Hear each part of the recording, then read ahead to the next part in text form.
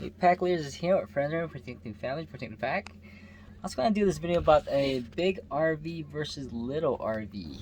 So, big RV, is it nicer? Yeah. You get extra room, more space. Yeah, I get it. But if you don't need it, you don't need it. You're just spending more to haul that around. 4 miles to a gallon, and how many thousands of miles later, it all adds up quite a bit. So especially if you go towards, like, you know, California or something like that. So with us, we have 25 footer. I think we get about 8 to 10 miles per gallon on this one, maybe a little more. It's a V6, so I think there's probably more. We should probably calculate this, honey. Get the mileage on this, and then see what we get.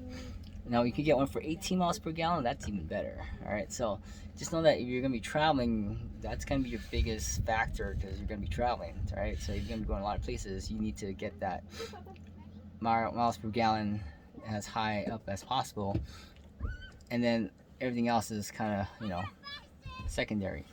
So we have this. It's been pretty good to us. It's actually really reliable. Stay away from Fords. I don't know why. Same thing about Fords. I just have a bad thing with. It just breaks down on you, gets expensive, and a lot of fixes. And Chevys are okay so far. I haven't had any big problems with this. Chevy's been pretty good to us. Pretty reliable.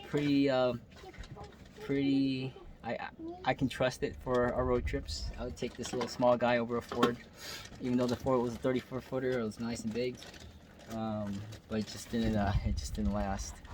And of course, I do, you know, I bought the older ones, and you want to buy an older RV because the value of that goes down so fast. So you might as well enjoy, you know, just spend no more than 10,000 for it, and you could probably sell it for a little more or a little less.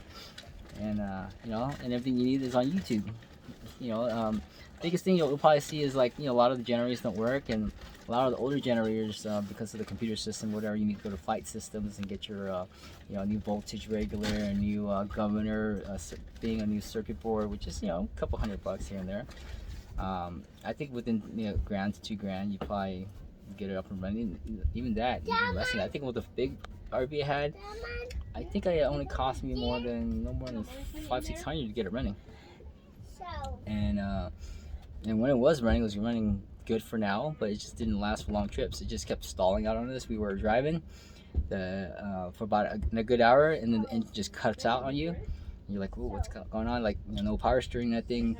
It's just like everything shut down. So you kind of drift over, crank. Sometimes it cranks up, and you go again for another half hour, and it shuts down again. And then, you know, another time it happens again. You pull over, you crank, doesn't work. Wait like a half hour.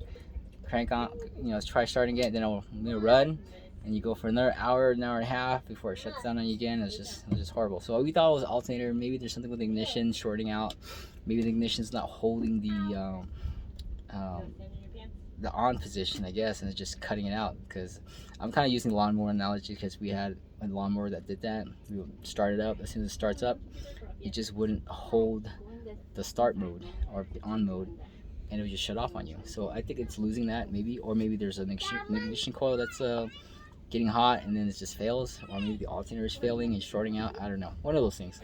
So I already replaced the fuel pump on it, and I took it to the mechanic. They were supposed to replace the alternator, but then they couldn't get it because the bolt seized, and they use this material called pewter, and then they couldn't get it apart, so they cut the bracket. Now they have to hunt down a bracket of an old Ford, and they can't find one, and so I haven't heard from them since, and I don't care, because that's their problem now. For now, until I get back. So I thought about looking for the part, but, you know, whatever, I don't want to spend time on it. So that's where we are. So anyways, I just want to do a quick video on this, on big RV versus small RV. You want to get the smallest one possible, and if you have a bigger family and that's what they need, then fine, get the bigger one, because you need more sleeping space or whatever, because you have a big family. But if you don't have a big family, you know, you have 2 kids, you have enough bed space and a dinette to turn into a bed, that's all you need. Alright, well, thanks for watching, and we'll talk to you later.